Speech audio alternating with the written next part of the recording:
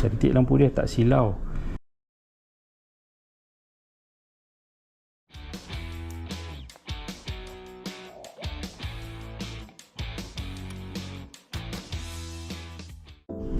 Okay guys, Assalamualaikum, selamat kembali. Okay, aku nak berkongsi dengan satu lampu Claymore 3 Phase Mini. Lampu ni padu guys, dia 800 lumen Lepas tu kapasiti bateri dia 5000 mAh. Dia ada 3 color, warm, bright dengan cool. Kita boleh campur lah 3 color ni. Okay, ni kotak dia. Dia ada bagi aksesori jugalah. Okay, aku nak tunjuk lampu ni, Claymore 3 Phase Mini. Okay, yang ni adalah color dark grey. Tengok ni, dia bagi sekalian case dia. Kecil je. Alright.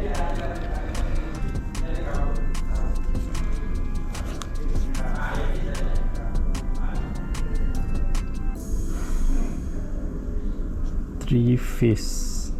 Okay, dia boleh menyala dekat sini saja, kemudian dia boleh menyala sini dan juga kiri kanan. So dia mengembang lah. Okay, dekat sini adalah mount untuk kita nak letak tripod, ataupun dia ada bagi kaki lah untuk kita letak. Kita letak macam ni. Dia ada menggunakan type C.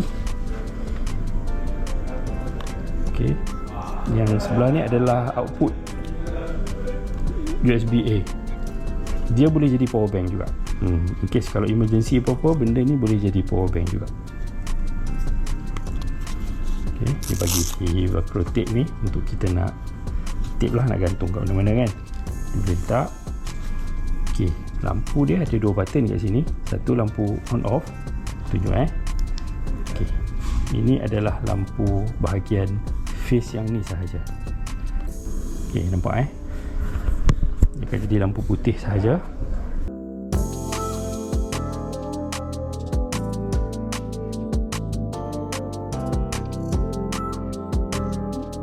Untuk tukar mode dia, yang ini adalah lampu warm sahaja, warm light.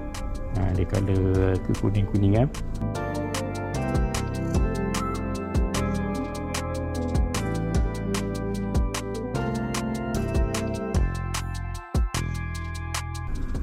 Lepas tu dekat sini dia akan campur warm dan juga bright.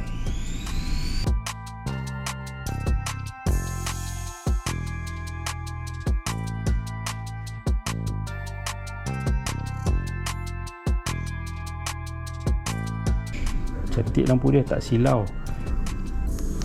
On. Okay, dekat sini ada indikator bateri dia. Ada 4 indikator. So dia menyala dekat satu tu, maknanya tinggal satu bar lah. Okay, sini adalah bila aku on semua. Dekat tepi, bawah, kiri kanan So boleh tukar juga mode dia untuk bright dan juga warm. Yang ni bright sahaja, kiri kanan.